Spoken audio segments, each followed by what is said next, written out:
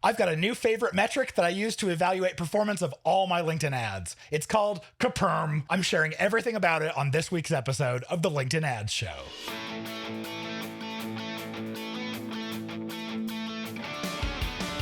Welcome to the LinkedIn Ads Show. Here's your host, AJ Wilcox. Hey there, LinkedIn Ads fanatics. As he said, I'm AJ Wilcox. I'm the host of the weekly podcast, The LinkedIn Ads Show. I'm thrilled to welcome you to the show for B2B marketers in their evolution of mastering LinkedIn ads and achieving true pro status before AI takes everything over. As I alluded to in the teaser, I have a new favorite metric that I use to evaluate all of the performance of every account that I run, and it has been absolutely crucial to me, and it's called CPRM. It stands for Cost Per Retargetable Member. I'm going to share exactly how to calculate it and why it matters right after the break. The LinkedIn Ads Show is proudly brought to you by B2Link.com, the LinkedIn ads experts.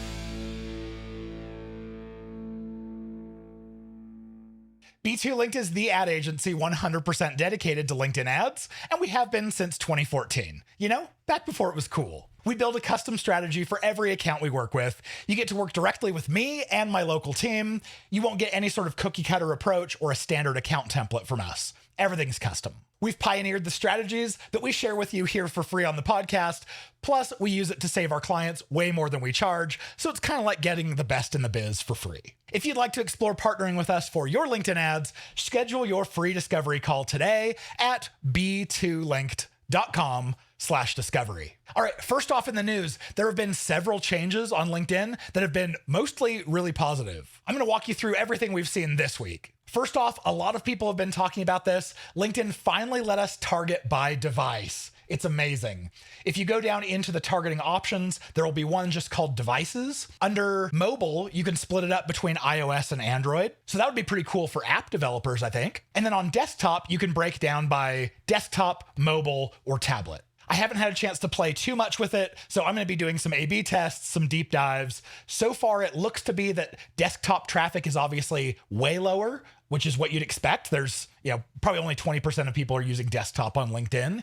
And it looks like prices are slightly elevated, maybe like 20-30% to get desktop traffic, but that's just preliminarily what I'm seeing.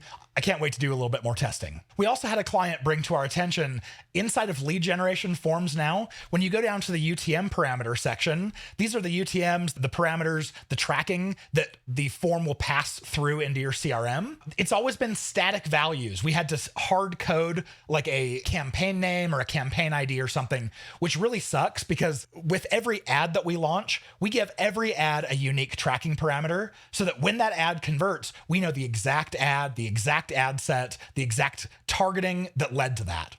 But when we use lead gen forms, we don't get that. At least we haven't until now. So now we have some dynamic parameters that you can pass right through your lead gen form. I'll back up a little bit. The reason why this is so valuable is because you can have one lead gen form that multiple ads across multiple ad sets can all use. So it makes it a little harder where if you want down to the ad set tracking, you would have to create a separate lead gen form for every one of those ads or ad sets. And we actually have done this. We've got a couple of large accounts right now where we're running hundreds of ad sets with hundreds of different lead gen forms so that each one can have its own lead gen form. You get it. All right. So now that we can pass a dynamic parameter, we can have a single lead gen form that, because it's able to pass that parameter, like its ad set ID or ad set name, or probably even creative ID. I haven't checked that one, but since that can be passed through, you can have a single form and it can be shared across multiple ad formats, multiple ad sets, multiple even campaigns. Very cool. I also saw that LinkedIn is testing granular company size targeting. I don't know if this is rolled out to everyone yet, but the way that it works is now between the company sizes of 1,000 and 5,000, because 1,000 size companies and 5,000 size companies probably act very differently. They've now broken it up by thousands. So we can target 1,000 to 2,000, 2,000 to 3,000, 3,000 to 4,000, and 4,000 to 5,000. I'm all up for this. The challenge is, of course, that the company sizes, we have to have the companies themselves who administer the page, they declare the size of their company. So LinkedIn can give us these buckets of, let's say, 3,000 to 4,000, but if no one has gone into their company page and updated it, then they're still going to be in that 1,000 to 5,000 range. This may not be super effective for a while, but as soon as company page owners have caught up and actually registered their companies with the proper size, I'm really for this. I think this is going to be a great change long term. A shout out to Casper Haman, who's one of our super fanatics in the LinkedIn Ads Fanatics community. He pointed out that we can now optimize. We have a new optimization type for video thought leader ads. You can now choose the optimization of video viewers, which is actually fantastic. I really like this. So the reason for it is when we run video thought leader ads, engagement is the objective that I tend to favor. And that means we only pay when someone creates an engagement on the video post.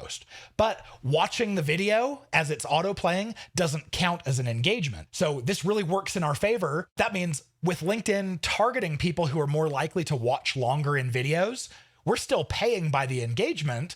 And that means we're going to get more people who make it further into the video, and it shouldn't cost us any more. In fact, it should cost less, at least in my mind. So I'm going to be trying this out. I'm curious to see if it's in all of your accounts. Reach out to me and let me know. One nice little UI tweak that happened this week, when you go into your plan and then audiences, it used to be that when you create a new retargeting audience, you would have to click into matched audiences first, which didn't make a whole lot of sense. If you don't know that your retargeting audiences are under matched audiences, you may not know what to click. So now LinkedIn broke it out. So there's a third option. Are you going to create a predictive audience? Have no idea why that's the first, because that's probably the last thing that we do in an account, but whatever. It's predictive, it's matched, and now it's retargeting. That is a nice quality of life change. There's lots of other little UI tweaks that have happened this week. I would say nothing really monumental, but definitely enough to make me look like a moron when I'm sharing my screen on client calls and I can't find that one button has been moved. You've heard me say this before. I'm wearing a different swag shirt every time I do an episode. I'm shouting out whoever's sending me swag. I get a lot of these kinds of swag shirts from conferences, from stuff that I do. So I thought it'd be fun to wear it and shout you out. All right, so this shirt right here, this is from notego.ai. It's actually released by Social Media Examiner, the same ones, Michael Stelzner's the CEO. He runs the social media marketing podcast that is huge. He runs the Social Media Marketing World Conference that is awesome. I attended every year. What this is, it's a tool where you can screen record, you can use tools to point things out and make it really easy to send a link. For years, I've actually used Loom to do this same thing, but I've recently tried out NoteGo. I love how you can use on-screen tools to point. I'm used to having to move my mouse around something to call attention to it. Now I can just grab a tool and drag a box. So I absolutely love it. The Social Media Examiner team, and especially Michael Stelzner, are absolutely amazing. So I'm excited to shout them out. If you're looking for some kind of a tool to make it really easy to send feedback, send details or examples, or even reply to emails over voice, that's what I use it for. Definitely check it out, notego.ai. All right, if anyone wants to send me your company's swag and I can talk about you on the show, DM me on LinkedIn. We'll make it happen. All right, do you have a question, review, or feedback for the show? Message me on LinkedIn, or you can email us at podcast@b2links.com. If you attach a link to a voice recording from you, that's awesome because I can play you right here on the show. I'm also happy to keep you anonymous or share your details as well, whatever you want. I hope you know I want to feature you. Without further ado, let's hit it. All right, so for this new favorite metric that I'm telling you about, CPRM, or CPRM, if you want to just spit it out there, let me set up the story for you and why this matters. 99% of our clients, if you really nail them down and ask them what they really want, because if you don't nail them down, they're going to say, oh, we want awareness for our brand with our target audience. No, you don't. What you actually want is to line up booked meetings for your sales team. That's what you really want. We also know that if we go to a cold audience and we ask them immediately for a meeting, it's not going to go well. It's probably going to be a very expensive lead, and it's not a very educated lead. Do you think your sales team like getting on calls with people who are like, so who are you again? No, they don't. They're going to hate your leads. They're super cold leads. So as marketers, we know that our job is going to be to run ads that nurture and educate the audiences until they know, like, and trust us, until the point where they're going to be actually much more willing willing to convert and hop on a call with someone in sales. So here at B2 Linked, we do that through a 3-stage funnel process. In stage 1, we show them assets to the cold audiences. We retarget them in stage 2, thinking of them as like a warm middle of funnel. And then in stage 3, we target them at the bottom of the funnel with ad sets that are actually driving a real conversion event. Usually for us, this is a combination of single image ads and message ads. So if our goal is to get them to stage 3 so that they can be as educated and nurtured as possible, then the focus for us really becomes, what can we show them at stage 1 and stage 2 to most effectively and efficiently get them to love, learn to trust the brand? That's when this new metric really kicks in. So CPRM stands for cost per retargetable member. That's an efficiency metric that allows you to measure how much do you have to pay at each stage in order to graduate someone to the next stage. As you'd imagine, every ad format has a different cost per retargetable member, and especially you could even have the same ad format inside of different objectives, and that's going to change your cost per retargetable member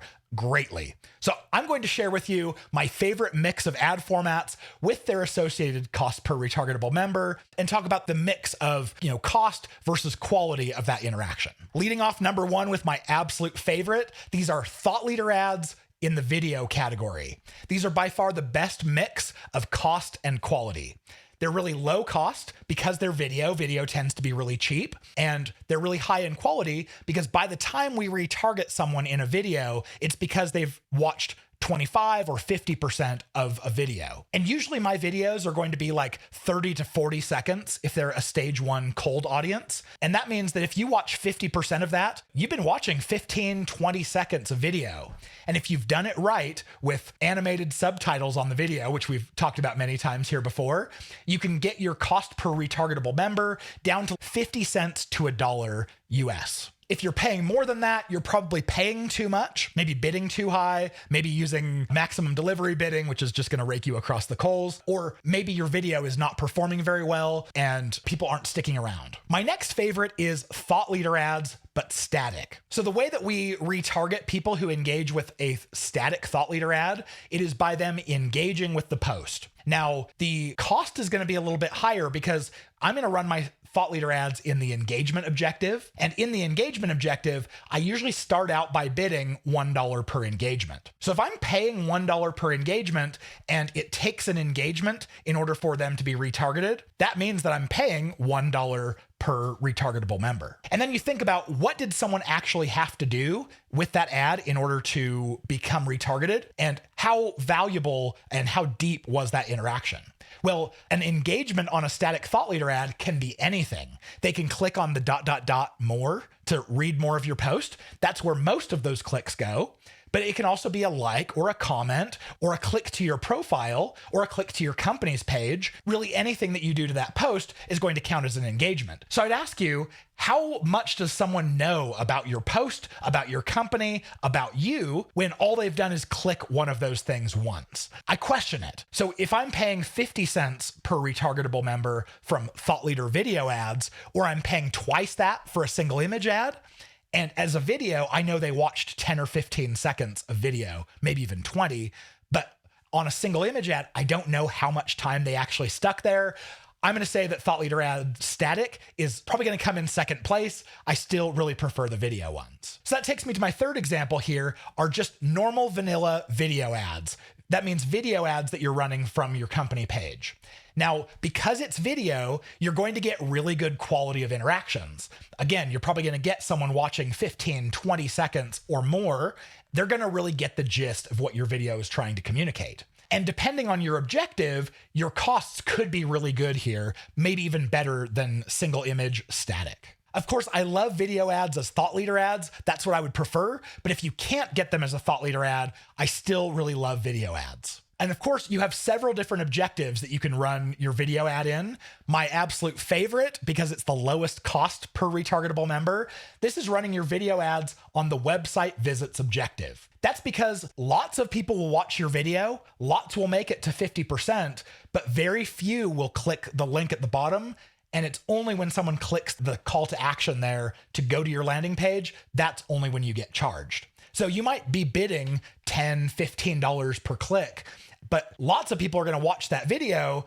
very few will click. So you're going to build up really cheap retargeting audiences just because not very many people are taking the action that charges you, but a lot of people are taking the action that gets them retargeted, and that results in the lowest cost per retargetable member. Love it. Now, if you're running on the video views objective, you are going to pay a little bit for every person who watches up to 2 seconds.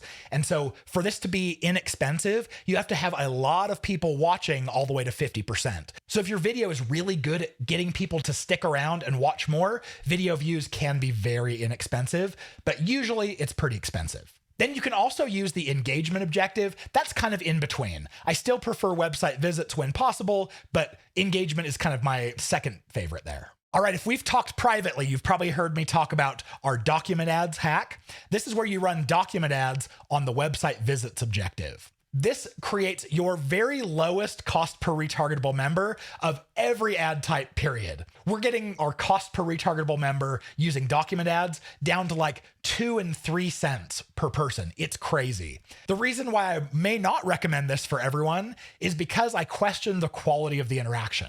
So in order to retarget people on a document ad, the only way that you can really do it is by those who engage with the document. So if you look at document ads, they are very engaging. It's actually really uncommon for us to get a document that has less than like a 10% engagement rate. So that means you show the document 100 times, 10 people are going to end up at least flipping to the next slide because they're so engaging. So when you are running documents on the website visits objective, your click-through rate is probably going to drop to 0.1%, almost nothing, because people are engaging with the document itself. They're not looking at the call to action at the bottom. So you may have to bid really high because LinkedIn's like, I don't want to keep showing this because no one's clicking on it. But if you're bidding $20 per click, LinkedIn's going to keep showing it. And 10% of the time, 20% of the time when LinkedIn is showing it, someone is navigating to the next slide and they're getting retargeted. So I question the quality because if someone just clicks through one slide, they may not have actually gotten the gist of what the document is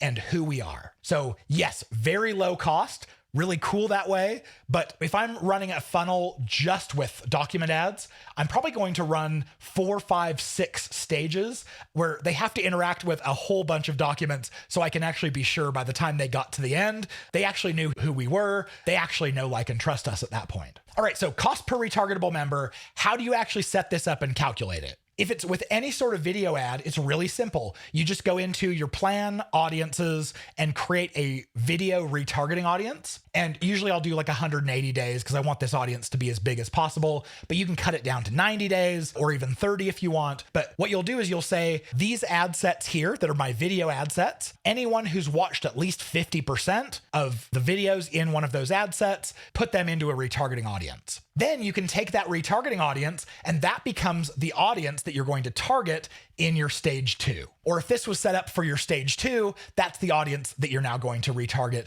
in your stage 3. And then at any time, you can look at your metrics. And if you look at any video that is generating views and you take your cost and you divide it by your 50% viewers. Or if you're targeting by 25% viewers, it's the same thing. You take your cost, you divide it by your number of 25% video views. Usually I will export my data from Campaign Manager into Excel so I can do that as a quick, easy formula across lots of different ad sets or across lots of different ads. But that's how you can calculate and decide which videos, which ad types, which objectives are going to give you your very best cost per retargetable member. If this is a static ad of any kind, that means your single image ads or your static or single image thought leader ads, you go into plan, audiences, and then you create a single image ad retargeting audience. You select the ad sets that are single image or static ad sets that you want to capture the engagers from. And it's actually the same process for document ads. You'll just choose document ads, engagers, and run it the same way. So no matter what ad format you're running, I would suggest go in and create these retargeting audiences so that they are set up and they're ready. And then you can very easily create this funnel, a 2 or a 3-stage funnel, anytime that you want. Now here's a bonus metric for you. This is one that I call retargetable member rate, or RMR. So the same way that we calculate cost per retargetable member, it's also helpful to be able to calculate your RMR, or retargetable member rate. So what this is, it's the percentage of the time that whenever you serve or pay for an impression of your ad, that it will turn into a retargetable member. So for instance, if you're running a video ad, if you calculate how many video views or how many impressions does it take in order to get a 50% viewer, that is your retargetable member rate. This is really a reflection on how effective your creative is at getting people to do what it is you want them to do. So you might have a video that has like a 20% RMR. That means 20% of the time where someone is a viewer, they end up watching all the way to 50%. That's amazing. Or you could have a crappy video that has like a 1% RMR. You could also call this your 50% video view rate. Then with single image or even thought leader static, you actually judge this one the same way. You don't need to do a special calculation here. All you do is you go and look at your engagement rate. So under columns, you choose engagement, scroll all the way to the right. The second to right column or the second to furthest column is your engagement rate. And that is your RMR. It's your engagement rate, and every engagement on a single image static ad or thought leader static becomes retargeted. Document ads, actually the same thing. It's your engagement rate. So it's also really important to know that if you go and actually look inside your retargeting audience as it builds, that number may not actually match up to the number that Campaign Manager shows. For instance, you might show that you have like 650 people in your video retargeting audience, and then you go and look at your video ad sets and they have like 690 50% viewers. What that means is 40 of those people were actually repeat viewers. So 2 people ended up watching all the way to 50% twice. So LinkedIn's not going to count them as 2 separate people because it's the same one person. So it's okay if there's a little bit of disagreement there in those numbers. What I love about calculating these new rates, your cost per retargetable member and your retargetable member rate, that's actually really fun to say, retargetable. The reason why I really appreciate calculating this is because before we had such awesome retargeting on LinkedIn, we would have to build funnels by the click, usually by the website click. And that's already problematic because of cookies and lack of tracking, but also the costs of getting someone to a landing page, they're usually $7 to $14 currently. And so if you're going to build a 3-stage funnel and you have to pay for the same person, $7 to $14 in stage 1, again in stage 2, again in stage 3, your costs are pretty crazy. But now when we have these ad formats that are generating cost per retargetable member of cents to even $1 or thereabouts, you can build really efficient funnels. So I used to tell people LinkedIn ads probably doesn't really make sense unless you have a lifetime value of your product over about $10,000. But now I'm starting to see really, really efficient funnels using all of this new retargeting, and you can get the costs a lot lower, really, really reducing your cost per acquisition.